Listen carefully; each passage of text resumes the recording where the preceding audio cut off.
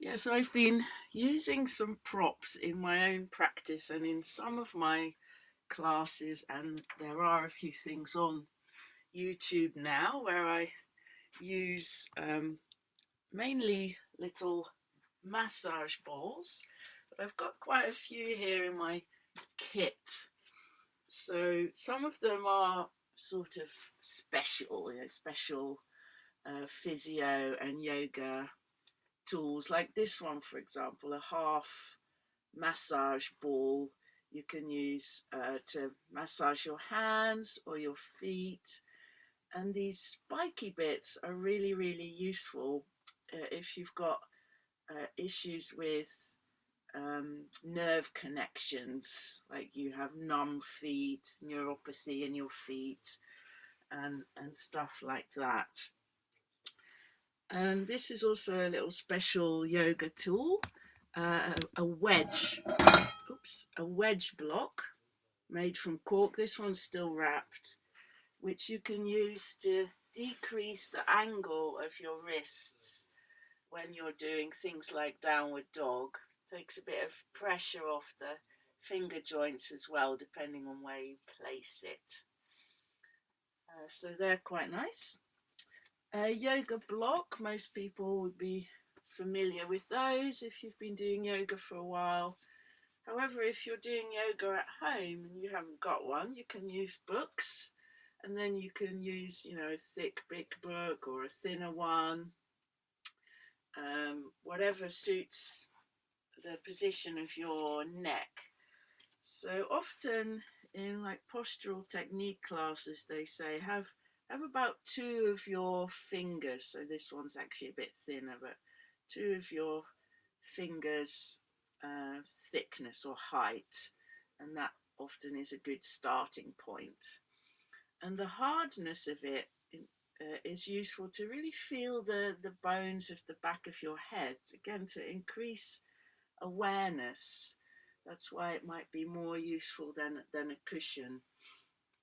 If you're doing a long relaxation though, then a cushion or something a little bit soft on top of it can be nice, because if you're lying still for a long time on a hard floor, it can actually get a bit sore on the back of your head.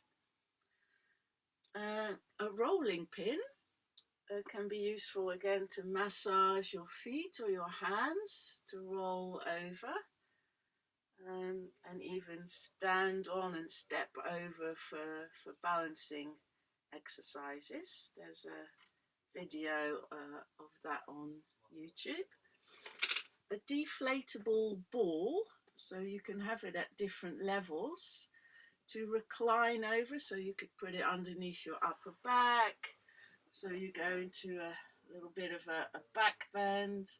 You can put it under your neck, under your hips, different places to do passive back bends, relaxing back bends.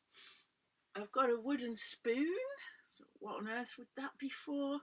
Again, to massage the palms of your hands or the soles of your feet.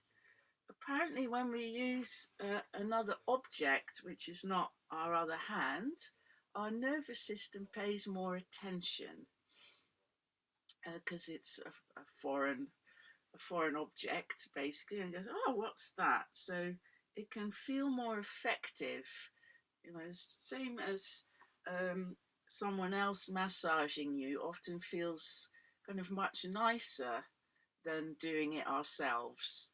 So this is an alternative in these days where it's very difficult to get hands-on massage unless you've got a medical reason.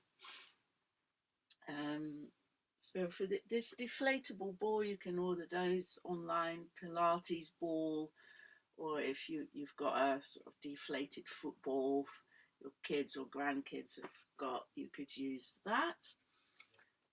Tins and bottles of water, anything you can hold in your hand quite easily, you could use for little weight lifting exercises very gently, or maybe hold weights in things like warrior to add a a strength building element to your yoga, and of course you could then build that up to a bigger bottle of water, as long as you can hold it easily. Smaller balls. This is a bouncy ball from the toy shop, which is sort of fairly soft. It's a bit soft, which can be nice again to massage our hands and our feet. We're going to roll over different areas of the body that are tight. Again, to have that effect of something other than your own hand touching you can feel really pleasant. You can try different types of balls. Small balls, I've got a small bouncy ball here, it's a bit harder, and if it's smaller it can get in between, like here, in between the joints a bit more, as could the spoon, so it has a different effect.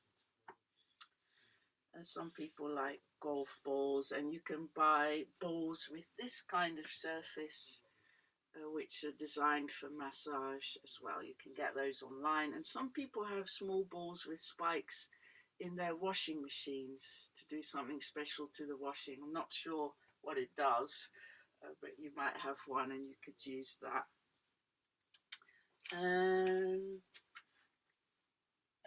Also sandbags or weighted bags. This is a yoga sandbag that I've actually bought. I think it's 5 kilos. 3 to 5 kilos is useful. You could use a bag of rice or lentils. You could make your own sandbag. This can be helpful to sometimes give us a bit more grounding. So if we're, for example, going into a twist, you could place one on your shoulder, so when you're twisting in the opposite direction, it helps this shoulder to stay relaxed and grounded. Just one example of those, and there's lots of applications of that. If you live in a small house and you don't want to have too many bits, you can see there's stuff here that you might already have in your cupboard. This could be a bag of rice instead of a special thing, another thing to order and pay for. So a little overview of things you could use. Oh, the yoga belt. Belt straps, men's ties, scarves would all work. To, for example, put around your foot when you're stretching. You can offer a bit of resistance by pulling on it, as well as simply supporting yourself. So they're handy to have around. Again, it doesn't have to be a special thing. It could be a clothing, belt, fashion accessory, or men's tie. So just wanted to show you those in case you're used to maybe using things in a yoga studio, and you can use household items to enhance your practice.